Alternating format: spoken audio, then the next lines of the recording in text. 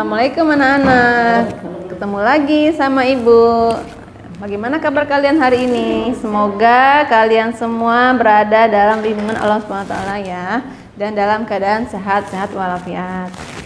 Hari ini Ibu akan membahas pelajaran tentang IPA. Jadi kalian buka Bu Pena 4D. Sekarang kita masuk ke tema 8 ya, di Bu Pena 4D. Sekarang kalian buka bukunya halaman 6 ya, halaman 6. Materi kita hari ini yaitu tentang menjelaskan pengaruh gaya terhadap gerak benda ya, masih tentang gaya ya, menjelaskan pengaruh gaya terhadap gerak benda. Sebelumnya kita sudah pernah membahas tentang gaya di tema 7 ya. Kalian masih ingat nggak tentang gaya ya? Jadi apa itu gaya? Ya, gaya itu adalah tarikan atau dorongan ya. Jadi gaya itu adalah berupa tarikan atau dorongan. Apa saja contoh gaya dalam kehidupan sehari-hari? Ayo, siapa yang tahu contoh gaya dalam kehidupan sehari-hari? Banyak ya. Itu contohnya adalah ibu memotong kue, atau Dani mendorong meja, atau Dani menarik meja, atau juga yang ada di buku kalian adalah petani yang sedang membajak sawah dengan kerbau ya. Petani membajak sawah ya. Meja bisa didorong itu, atau alat bajak bisa bergerak itu kenapa? Ya, karena adanya gaya sehingga meja bisa bergerak. Alat bajak yang bisa bergerak juga itu karena adanya gaya ya. Contoh yang lain apa saja? Banyak ya. Ayah mengangkat televisi, Dani bermain sepak bola ya, atau Firman mengayuh sepeda atau mengerem sepeda ya, itu namanya gaya ya. Kalau kita mendorong meja, maka meja itu akan menjauh dari kita ya, itu namanya gaya berupa dorongan. Kalau kita menarik meja, maka meja itu akan mendekat ke kita, itu namanya gaya berupa tarikan ya. Ada lagi ya, gaya itu bisa membuat benda yang diam menjadi bergerak ya. Gaya bisa membuat benda yang diam menjadi bergerak. Gaya juga dapat mempercepat atau memperlambat gerak suatu benda, mengubah arah gerak benda, atau merubah bentuk benda ya. Itu pengaruh gaya terhadap benda juga ya. Gaya bisa membuat benda yang diam tadi menjadi bergerak, yang bergerak menjadi diam. Gaya juga bisa merubah arah gerak benda.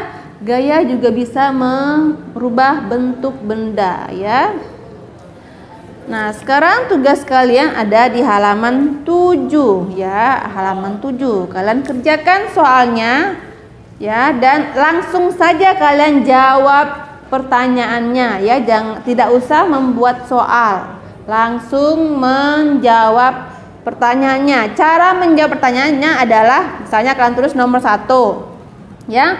Soalnya kan kelompokkan aktivitas-aktivitas berikut yang menunjukkan gaya berupa dorongan atau tarikan. Itu soalnya.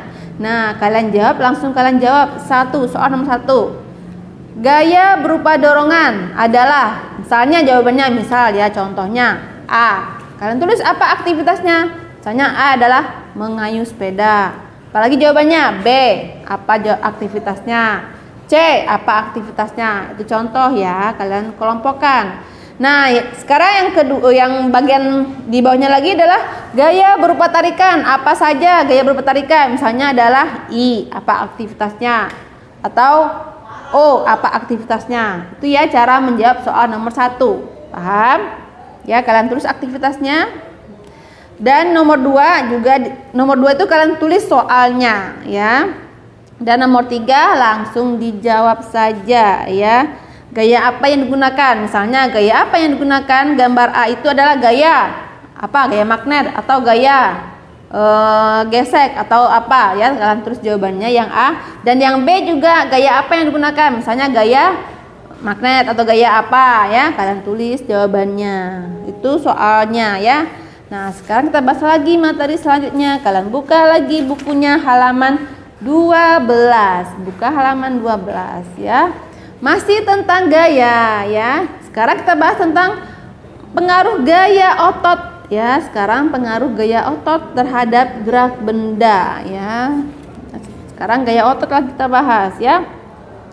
Gaya otot ini banyak digunakan dalam kehidupan sehari-hari ya. Contoh gaya otot itu adalah dapat membuat kue ya. Atau contoh gaya otot ya, membuat kue ya, mengolah kue. Itu gaya otot. Mengangkat meja itu gaya otot. Memotong kue juga gaya otot ya. Gaya otot ini dapat membuat benda yang semula diam menjadi bergerak ya. Semula diam tadi menjadi bergerak. Contohnya kita mengayuh sepeda, itu contohnya ya. Terus benda bergerak menjadi diam ya. Kita yang tadinya sepedanya bergerak, kita rem. Itu namanya yang tadinya bendanya bergerak menjadi diam gitu ya. Terus mengubah bentuk benda, contohnya adalah kita mengerut pensil atau membuat gerabah, itu mengubah bentuk benda. Atau juga merubah arah gerak benda, contohnya apa? Sepeda kita belokkan ke kanan, itu namanya gaya dapat merubah arah gerak benda ya. Itu sekilas tentang gaya otot ya. Sudah paham tentang gaya otot? Mudah-mudahan kalian semuanya paham ya. Jangan lupa tugasnya dikerjakan ya. Terima kasih anak-anak. Sampai jumpa lagi di lain waktu. Tetap semangat ya belajarnya ya. Assalamualaikum.